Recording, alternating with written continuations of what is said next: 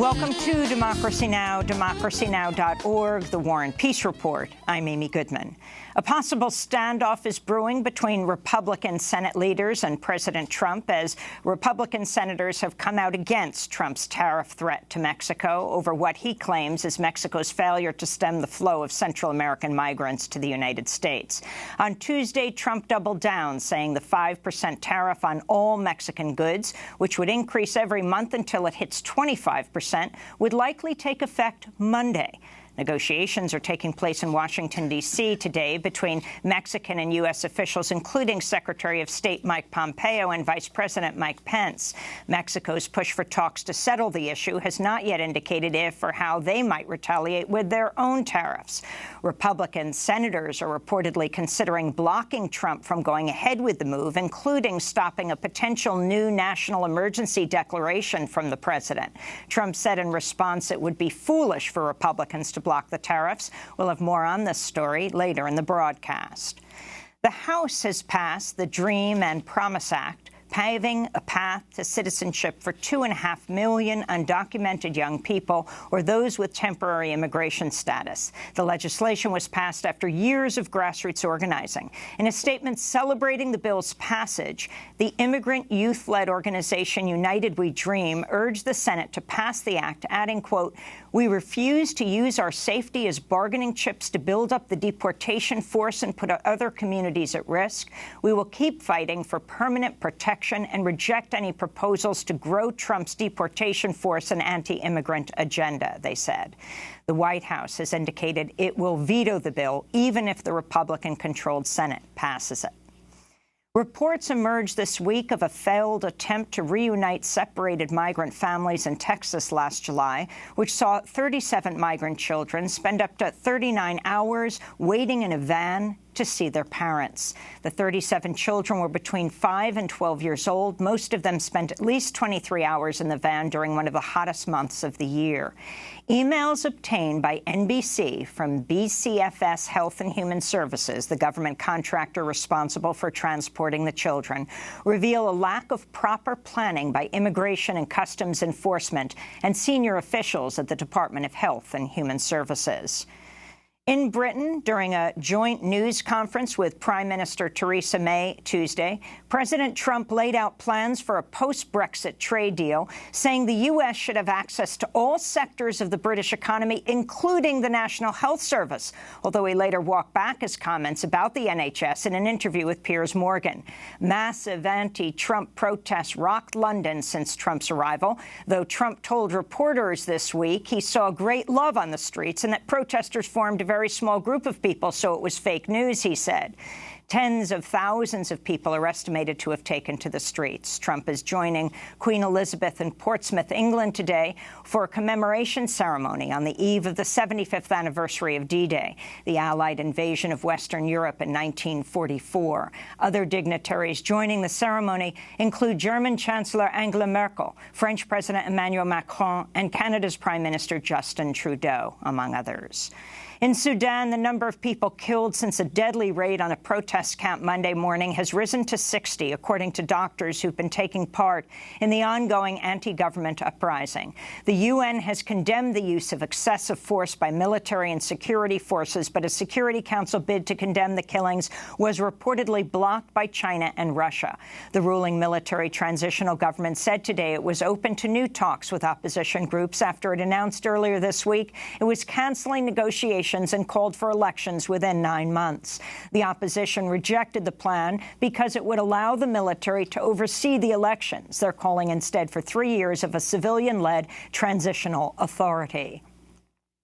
In Dallas, Texas, rescue workers recovered the body of 26-year-old Shanal Lindsay from a lake on Saturday. The apparent homicide of Lindsay, a black transgender woman, came just 2 weeks after the fatal shooting of another trans woman of color in Dallas, Malaysia Booker. This is the third recorded murder of a transgender woman of color in Dallas since October, and the eighth known black transgender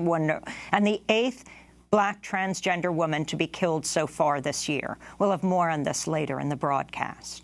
In Virginia, Democratic Governor Ralph Northam said Tuesday he'll convene a special session in the Republican-controlled legislature to implement new gun control measures in the wake of last Friday's mass shooting that saw 12 people die, plus the gunman at a municipal building in Virginia Beach. It was the deadliest mass shooting so far this year. Northam says he'll call for laws including universal background checks, a ban on assault weapons, and greater local authority to regulate firearms.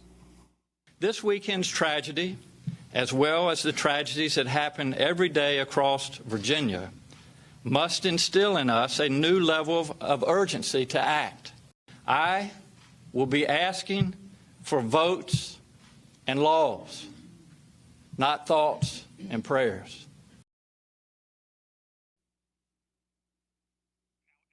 In Florida, police arrested the former Broward County Sheriff's deputy who was responsible for security at Marjory Stoneman Douglas High School in Parkland, Florida, at the time of last year's mass shooting. Scott Peterson was charged with 11 counts, including felony child neglect. Shortly after the February 14, 2018 massacre in which 17 students, staff, and teachers were killed, Peterson came under fire for his apparent inaction as the shooting unfolded. Footage was released of Peterson positioned outside the school, where he remained for over 45 minutes as approximately 75 gunshots went off inside. The White House has directed former Communications Director Hope Hicks and former Chief of Staff to Don McGahn, Annie Donaldson, to defy congressional subpoenas for documents and testimony related to their time in the White House. The House Judiciary Committee is investigating Trump's potential obstruction of justice, corruption, and abuse of power. Hope Hicks has, however, reportedly agreed to hand over documents from Trump's 2016 campaign. In the Midwest, residents and farmers are grappling with record flooding as torrential rains in recent weeks have led to overflowing of the Arkansas, Mississippi, and Missouri rivers. According to NASA Earth Observatory data, the past year has been the country's wettest since modern record-keeping began. At least 3 people have been killed and tens of thousands have been displaced. In Albany, New York, public advocate Jumaane Williams was arrested Tuesday in the state capitol after he joined a protest demanding the passage of reforms to New York's rent regulations before they expire on June 15th.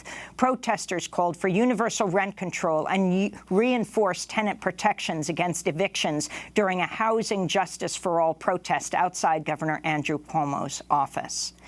In Northern California, police arrested nearly 100 people after animal rights activists carried out a rescue mission and protest at the Reichert Duck Farm, which they accuse of engaging in animal torture. Activists freed dozens of ducks while some locked themselves by the neck onto the slaughter line. Activists are demanding authorities investigate the Petaluma factory and slaughterhouse. Award-winning investigative journalist, co-founder of The Intercept, Glenn Greenwald, praised the action, tweeting, "The real criminality is the systemic torture and slaughter of billions of animals in the cruelest, filthiest, most sadistic conditions. It breaks multiple laws, but the police protect the corporate criminals and instead arrest those saving lives," Greenwald said. In Oregon, a federal court heard arguments Tuesday in Juliana versus United States, a historic climate lawsuit against the U.S. government brought by 21 young people who accuse the government of failing to take necessary action to cut fossil fuel emissions and protect youth from the devastating effects of climate change. The suit was originally filed against the Obama administration in 2015. The Ninth Circuit Court of Appeals will decide whether the youth plaintiffs can go to trial against the Trump administration. This is 11-year-old Levi, who's the youngest plaintiff in the suit, addressing crowds gathered in support after Tuesday's hearing. I am still a kid. My constitutional rights are being violated even more than older people who won't be around to see the effects of climate change. And we only have a little time left to put a science-based climate recovery plan into place.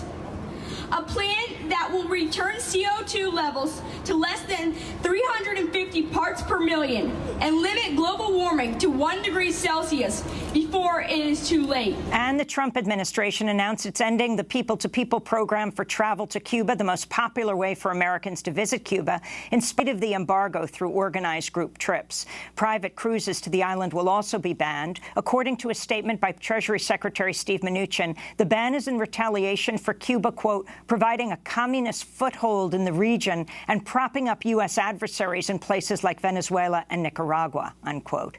The president of Cuba, Miguel Diaz-Canel Bermudez, responded to the news by saying, quote, Cuba will not be frightened or distracted with new threats and restrictions. Work, creativity, efforts, and resistance is our response. They haven't been able to suffocate us. They won't be able to stop us, the Cuban president said. And those are some of the headlines. This is Democracy Now!, democracynow.org, The War and Peace Report. I'm Amy Goodman. And I'm Juan Gonzalez. Welcome to all of our listeners and viewers across the country and around the world.